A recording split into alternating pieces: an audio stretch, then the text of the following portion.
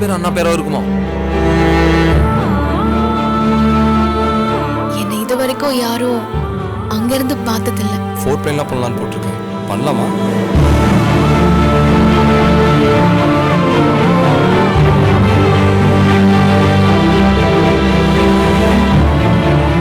மனைவி கிட்ட தூக்குற ஒவ்வொரு கணவனும் காதலை ஜெயிச்சுட்டு இருக்காங்கன்னு அர்த்தம். He means a lot to me. அவளை ஜெயிக்கிற நினைக்கிற யாரா இருந்தாலும் ஒரு மனுஷனா தோத்துட்டு இருக்காங்கன்னு அர்த்தம். நான் தோக்க விரும்பல.